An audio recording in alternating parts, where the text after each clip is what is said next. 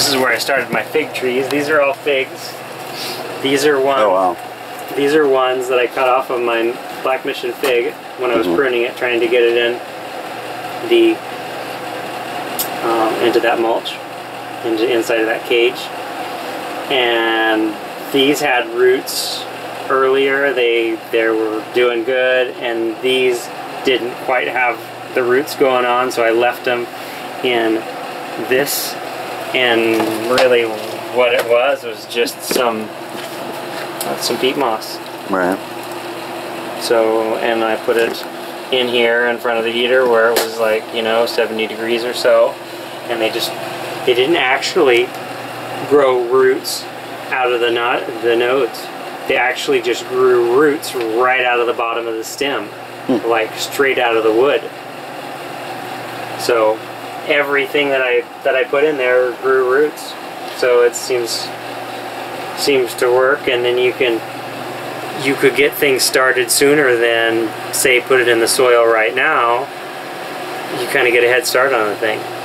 So with those pieces that Paul cut off, I can get a little tub like this, put peat moss in it, some water, just moist. And these are actually heat mats, so you could do a heat mat, but originally I just set that thing right in front of here. The heater was sort of going, and it would keep it warm, and it was moist, you know, because the heat was kind of rising. So it was just something simple like that. If you have an electric heater in your house or a vent that comes on, you could set it by your vent. You know, I don't think we have to get too complicated and have to have technical stuff. We just have to have warmth.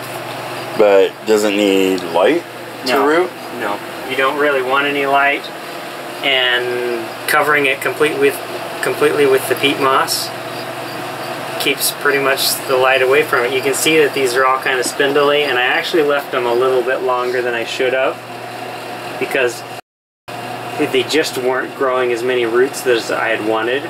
And I actually left them a little bit too long, because, I mean, they had root balls on them like this. Wow.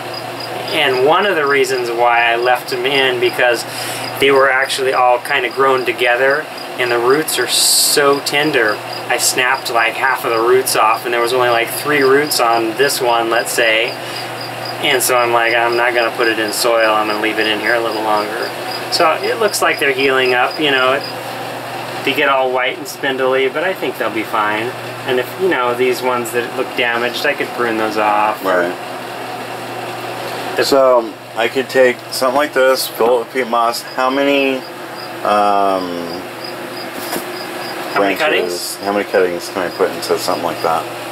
What I did was I put a layer in. I put a layer of peat moss in about yay deep, and then I put a layer of branches, and I kind of tried to have the sections that were going to root, you know, the ends out, so I would know where they were, so they wouldn't be in the middle, or, you know, because it all comes out in a mess. And what I would actually recommend when you're ready to harvest them, throw it on a tarp or something, flip the thing upside down. I didn't do that. I dug in with my hands, and it was hard on the roots. They kind of broke a bit. But flip them upside down, and the dirt will fall, the peat moss will fall off of them. So, and then another layer, just as I would say as close as you could get them. I mean, it probably would be okay to even have all the branches on each other, but I wanted to make sure there was peat moss between everything. So I just kind of layered it in there, just like you're making compost. You would layer it and go up and just cover the top with, you know, that much or whatever you can do. There's not any certain type of size of container. I mean, if you wanted to make 100 cuttings, you could get a big container. Right. We keep the trailer about 70, and there's a dark spot right between the doors to our bedroom and the bed, and there's a heater vent that's right there, and I think one of these would fit nicely, and I think I'm going to try that when I get home. Another thing that I've noticed in our fifth wheel, if we run the heater that came with the fifth wheel, is there's a duct there, and it actually gets warm on the floor. Did yours do that? Our whole floor gets warm. Okay, so that would probably, you know, I have an infrared thermometer. So something like that, or stick a thermometer in there so you know what's going on.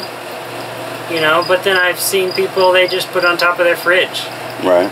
So I'm thinking in the room temperature kind of deal would do it. And then you can sort of check on it.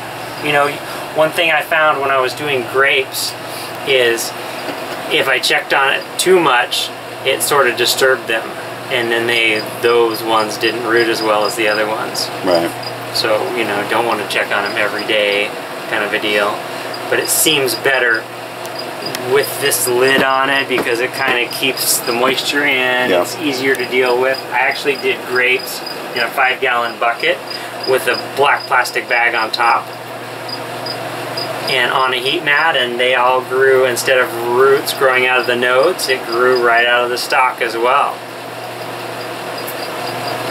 One of the things that Paul says is with any of the cuttings, that you can just bury the whole thing like that, just straight down into the ground, and next year you'll see something pop up. And it'll go off of any of the spots where like there was something before, but it'll also pull shoots out of just random weird spots in the... I don't think there's any, but I did notice, like there was, I think I snapped it off, there was a root that came out of the side up here as well. So I was like, oh wow, that's cool, so we'll see.